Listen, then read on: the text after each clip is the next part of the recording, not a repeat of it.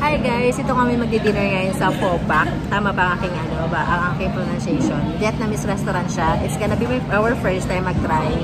So sabi ko, subukan na natin. Try natin ka lang pho. Pho. Hindi ko, ano ba tamang pronunciation? Pho. Parang pho. Narinig ko pho. So ayan, nakapag-order na kami. I think ito na yung aming pagkain. Dinner time. Ayan na ang food. Dala sa kanya. Sa kanya. Green pork po man. Pork. Sa kanyang pork. Akin ang chicken pala. Sorry. Nagkapalit. Ayan. And yung sweet and sour. Sa kanya. Mukbang sauce po man. Wow. What? The rice. Okay, later. Papalitan natin yung rice mo. So, yan na food. Wait lang. Bago natin. Kunin mo, anak. Kunin mo dati yung food mo. Pero ito talaga pinaka-authentic nila. Yung pinakang signature dish nila is yung pho, syempre. Pho. Tapos, umorder ako ng spring rolls. Yung Vietnamese spring rolls. Wala pa. Pina-to-follow ko na lang. Ayan. So, let's try the food. So, try mo nga. What's your, food review? Food review for the day ka. Ang tagal, ah.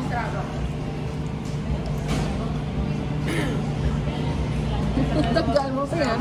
Inanamnam pa. I-upload ko to. I-upload ko to. Okay. Ano natin itong yung soup. Ito, daddy, oh. Ito, ah. Lagyan mo ako. Ano kong dahon? Lagyan mo ako. Mint yun, eh. Lagyan mo ako. Nasubukan ko.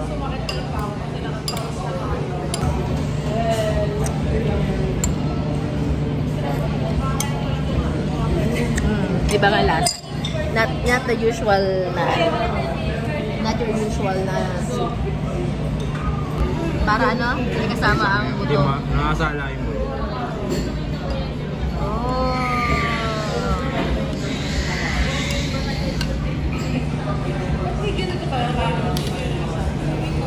May tenga. Tikman nyo muna.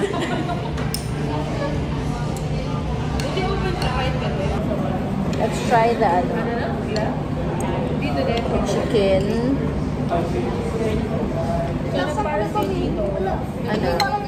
Indian food na.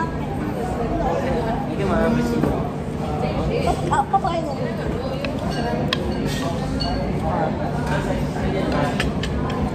Masarap yun. Sarap? Chicken eh. Tignan natin to.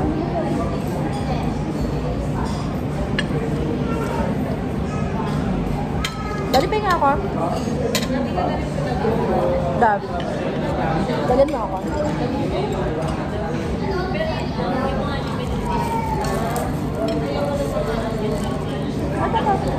Ilagay mo ka sa gitna, Dad. Transfer sa gitna. Dahan. Dahan.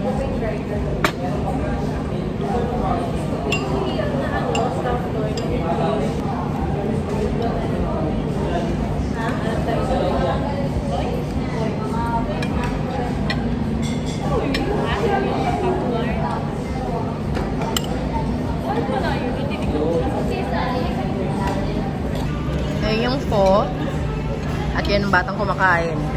Gusto mo yung pho? Sarap? Sarap siya? Masarap yung sweet and sour mo? Sarap? So ito yung last order ko, which is wrong order. Akala ko yung madalas ko makita na may kita yung shrimp sa labas. Fresh spring roll pala yun. Fried pala to. Anyway, lesson learned. Magbabarat ng order, hindi nagtatanong.